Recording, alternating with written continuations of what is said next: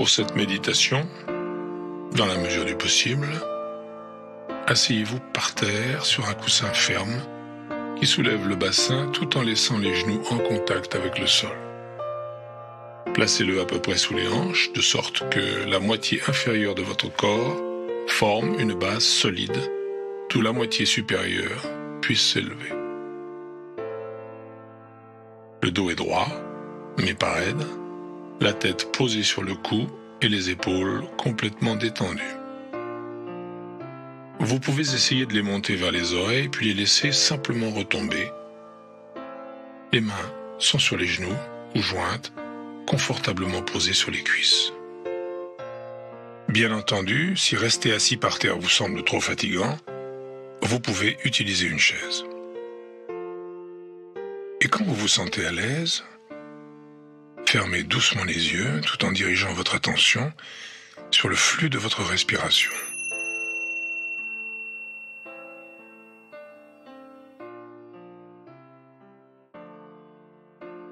Sentant chaque inspiration et chaque expiration. Observez simplement votre respiration sans tenter en aucune façon de la changer ni de la réguler. Maintenez le corps immobile et assis avec un sentiment de dignité, un sentiment de détermination, un sentiment de complétude, d'intégrité. À cet instant même, votre posture reflétant ce sentiment d'intégrité.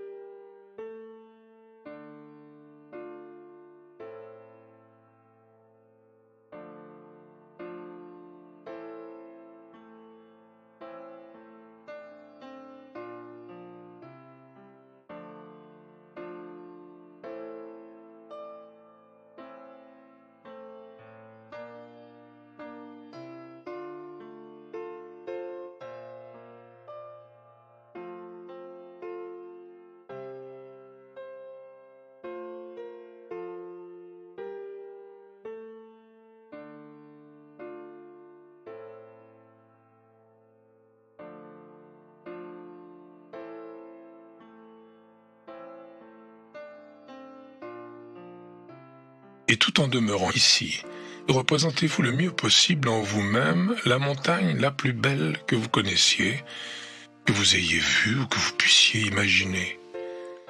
Maintenez simplement cette image et la sensation de cette montagne en vous-même. Laissez-la devenir de plus en plus nette.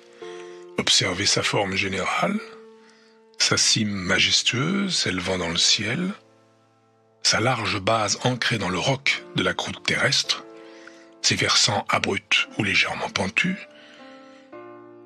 Notez comme elle est massive, solide, immobile, splendide, de loin comme de près.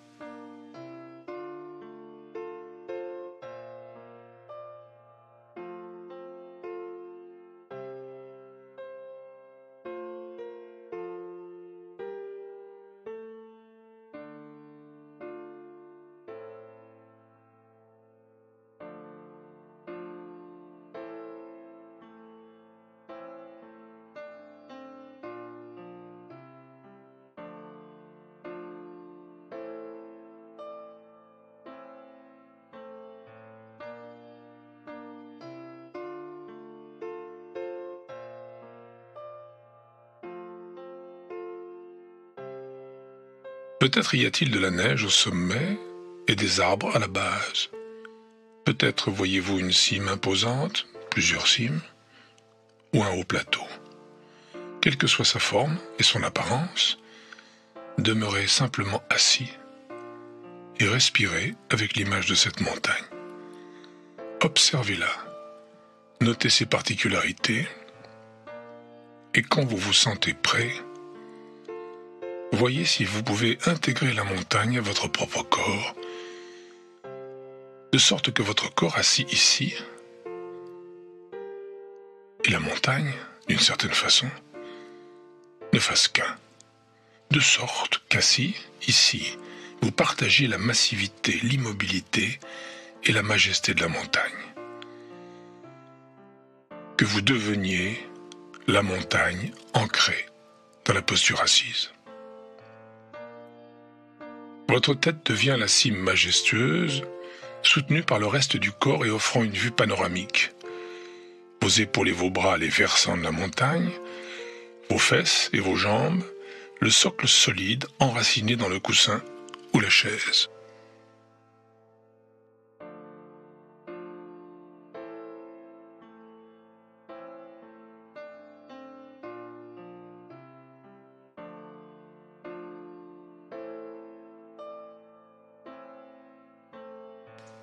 Vous éprouvez dans votre corps une sensation d'élévation puisée au plus profond de votre bassin et de votre colonne vertébrale. À chaque souffle, toujours assis, vous devenez une montagne qui respire, inébranlable dans votre immobilité, complètement ce que vous êtes, au-delà des mots et des pensées. Une présence centrée, enracinée, immobile.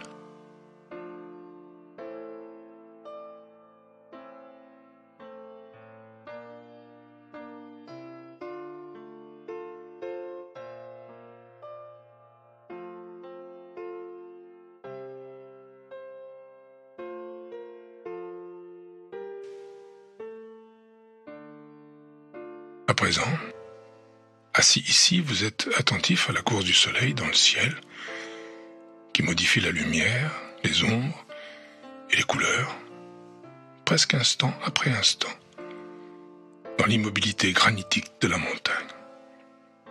La nuit succède au jour, et le jour à la nuit. La voûte étoilée, la lune, puis le soleil. Peu importe, la montagne reste simplement assise.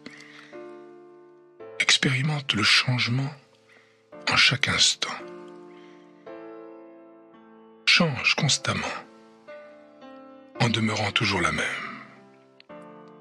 Elle reste immuable malgré les saisons qui s'enchaînent et le temps qui change d'instant en instant, de jour en jour. Le calme accompagnant tout changement.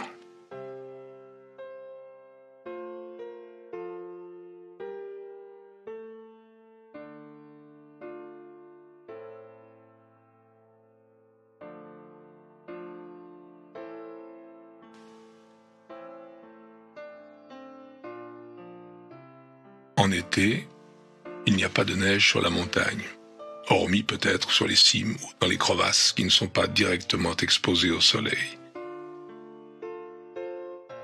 En automne, la montagne peut revêtir un manteau éclatant de 1000 feux, en hiver, une couverture de neige et de glace.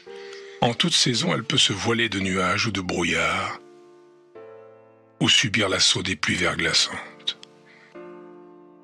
Les gens peuvent venir voir la montagne et s'extasier sur sa beauté, ou regretter qu'il y ait trop de nuages, trop de pluie ou de brouillard, ou qu'il fasse trop sombre.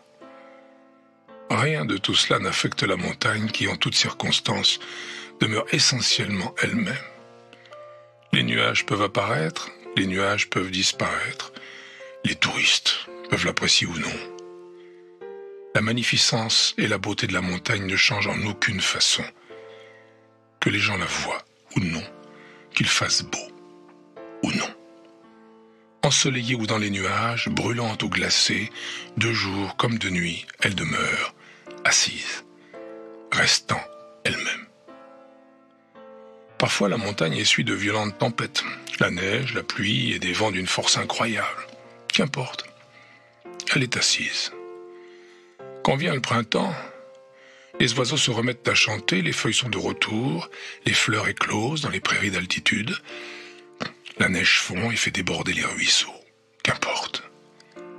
La montagne est toujours assise, insensible au temps, à ce qui se passe en surface, au monde des apparences.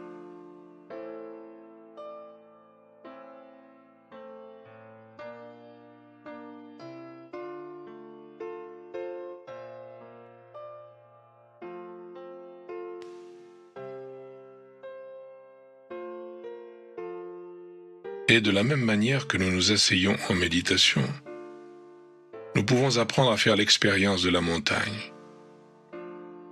Nous pouvons incarner la même immobilité et le même enracinement inébranlable. Malgré les changements de notre vie, au fil des secondes, des heures, des années, nous expérimentons constamment la nature changeante du mental et du corps et du monde extérieur. Nous avons nos propres moments de lumière et d'obscurité, nos moments de couleur, nos moments de grisaille. Nous sommes inévitablement soumis à des tempêtes d'intensité, de violence variable dans le monde extérieur, dans notre mental et notre corps.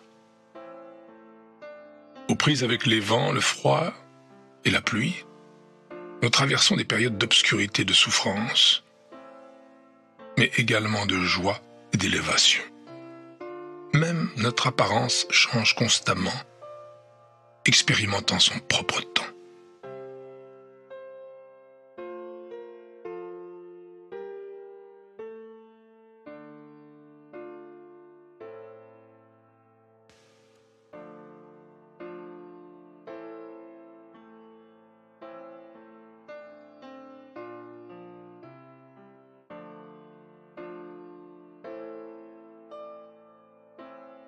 En devenant la montagne dans notre pratique méditative, nous pouvons nous connecter à sa force et à sa stabilité et les adopter pour nous-mêmes.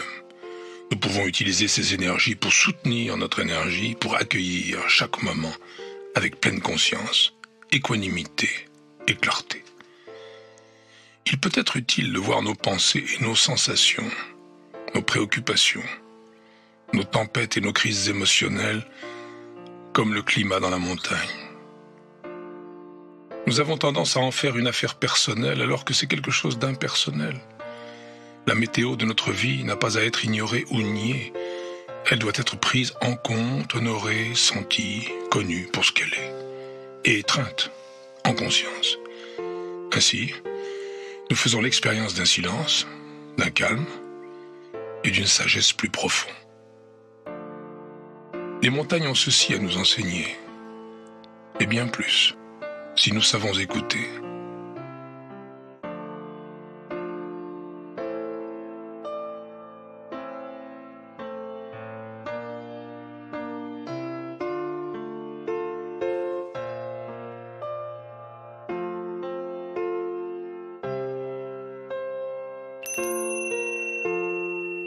Aussi, si vous trouvez que la force et la stabilité de la montagne résonnent en vous quand vous méditez assis, il peut vous être utile de l'intégrer de temps à autre dans votre pratique pour vous rappeler ce que signifie être assis en pleine conscience, avec détermination et éveil, dans une véritable immobilité.